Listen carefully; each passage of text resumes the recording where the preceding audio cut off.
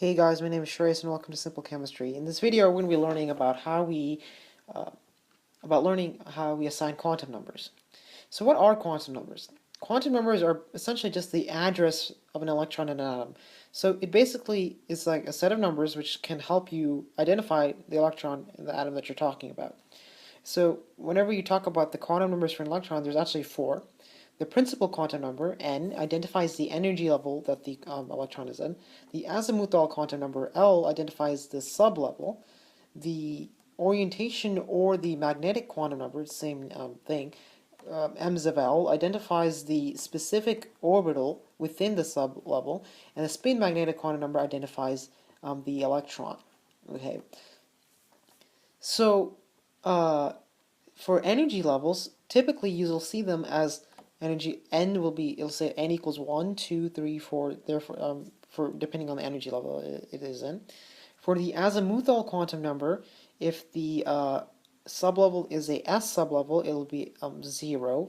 If the sublevel is a p sublevel, L will equal 1. If the sublevel is a D sublevel, the L will equal 3, and if the sublevel is an F sublevel, L will equal, sorry, I said 2. So basically, let me just write this down, because it might be, it's pretty simple. S, P, D, F, so L equals 0, 1, 2, 3. Okay? Now for the orientation or the magnetic quantum number, it identifies a specific orbital. So it's plus or minus L. So what I mean by that? So we know that for the S sublevel, there's only one electron. For the S sublevel, there's only one S orbital. So m of L will always equal 0 for S. But for P, it's plus or minus L. So you can either have minus 1, 0, or 1. Okay, for D, so these are the three orbitals. For D, you can have plus or minus 2, so you can have negative 2, negative 1, 0, 1, or 2. Each number identifies a specific orbital. And then for F, let me write it up here. You can have minus 3, minus 2, minus 1, 0, 1, 2, or 3. Okay, for 7, as you can see, there's 7 orbitals, so it identifies which one. And then the spin magnetic quantum number is either plus 1/2 or minus 1/2. Okay, I can just write that, plus 1/2 or minus 1/2. So let's go ahead and actually look at a few electron distributions and write the quantum numbers for one of the electrons. So let's first look at arsenic. So it says identify the quantum numbers of the distinguishing electron of arsenic. So first things first, let's just get the electron configuration and then we can write the electron distribution. So the electron configuration is, if you look at arsenic here, it's already over here, so it's going to be 1s2, 2s2, 2p6, 3s2, 3p6, 4s2, 3d10, and 4p3. Okay, so let me write that down. 1s2, 2s2, 2p6, 3s2, 3p6, 4s2, 3d10, and I think we said 2s2, 6, 4s2, 3d10, and then 4p3. Okay.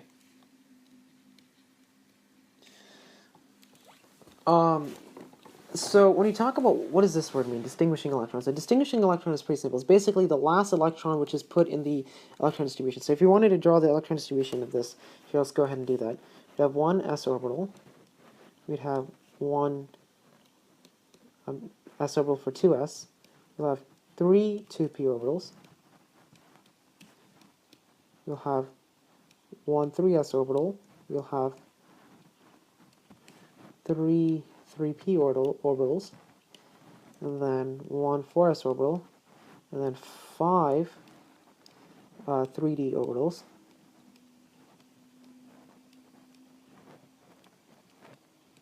and then 3 4p orbitals. Okay, and we talked about this in electron distribution, and if you're completely confused, you probably need to refer to watch the previous lessons before coming here. Okay, so then we can go ahead and put in our electrons. So 1, 2, 1, 2, 2p6, 1, 2, 3, 4, 5, 6, 1, 2, 3p6, 1, 2, 3, 4, 5, 6. And then 4s2, 1, 2, and then 3d10, 1, 2, 3, 4, 5, 6, 7, 8, 9, 10, and then 4p3, 1, 2, 3. And as you can see, this is the last electron that I went ahead and put within the electron distribution, so that would be the distinguishing electron, okay? Let me open a new tab here. So let's look here. So we have, again, remember that we have the 4 quantum numbers. So n, the principal quantum number, is the energy level. So since we are in energy level 4 here, because it's 4p, we would say that the energy level is just 4. Okay, and then the second number, which is the azimuthal quantum number, identifies the sublevels. So since we're in 4p, the 4p sublevel, this whole thing right here, this whole thing is the 4p sublevel, you know, and since the electron here is in the 4p sublevel, we can, and we look here, like I said here, if it's S sublevel 0, P1, D2, or F3, so the azimuthal quantum number L is just going to equal 1. And then for here, the orientation or the magnetic quantum number identifies a specific orbital. So if you look here, I said for S, this is 0. For P, the Paulson numbers are -1, -0, 1, -2, 1, 0, 1, 2 for D, -3, -2, -1, 0, 1, 2, or 3 for F. So if you look here, the way those numbers align is this orbital here is the -1 orbital. This one is 0, and this one is 1. Okay, so because of that, m's of L would be 1. You should put +1. Okay, that's good. I didn't put that here, but whenever you're talking about the positive number, in order to not confuse them, go ahead and put +1. Okay. Okay. So it'd be +1, and then you don't have to, but I think it's good, and so you don't get confused between the positive and the negative.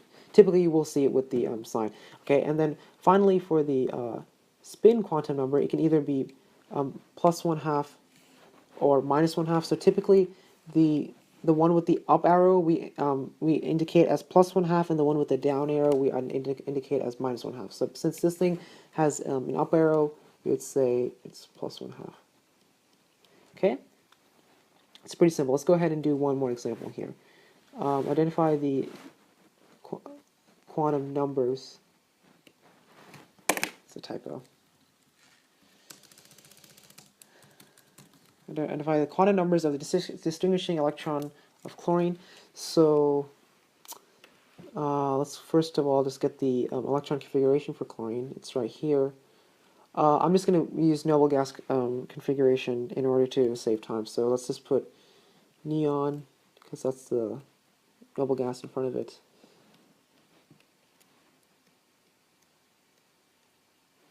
Neon, and then 3s2, and then 3p5. Right, so then we can go ahead and put our electron distribution. So let's just do it for 3s2 and 3p5, not the complete electron distribution, just for these orbitals. So 3s has, we have one 3s orbital with 2 electrons, and then we have three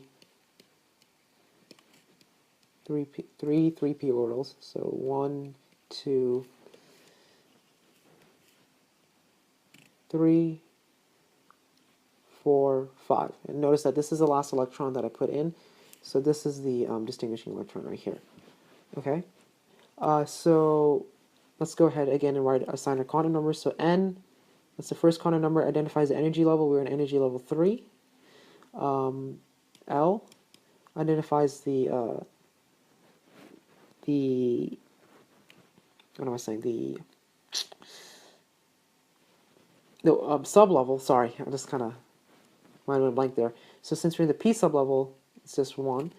And then m's of L identifies the specific orbital which within the sublevels. And remember, this is -1, this is 0, and this is 1. So it would be -1. And then for the spin quantum number, it would just be -1/2, because the one that goes up arrow is +1/2, the one that goes down is -1/2. Okay. Let me just go ahead and also do this. Try to challenge you here. Let's say we had this set of quantum numbers, okay?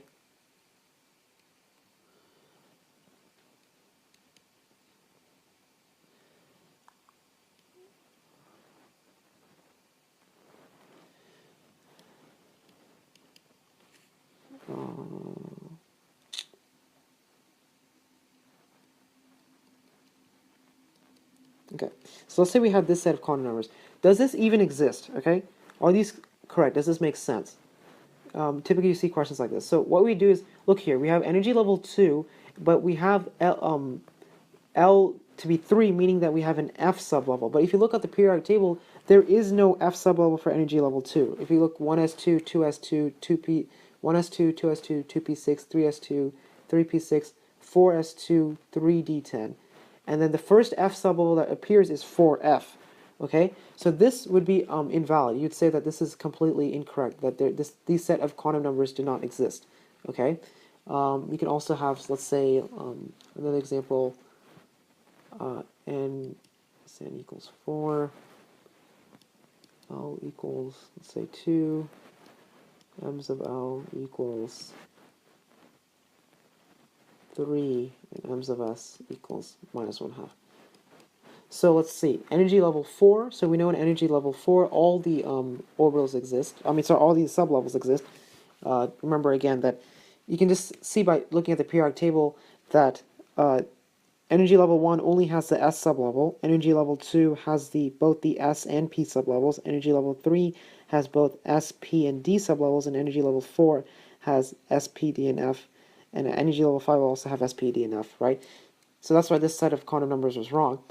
So we can look here, energy level 4 has all 4 sublevels, so you can't have a D orbital here. It will be 4D, because 2 indicates a D sublevel. But then we have m's of L to equal 3, which makes no sense. You can't have that, because for D orbitals, like we said, the m's of L can either only equal -2, -1, 0, 1, or 2. So this set of quantum numbers would also be invalid, okay? So it's important to be able to also recognize that and use logic there in order to see if it's correct or not. Because sometimes you're going to get questions like that where you look at the quantum numbers and have to identify if they're valid or not. Okay, but that's it for now. Assigning quantum numbers are as simple as that.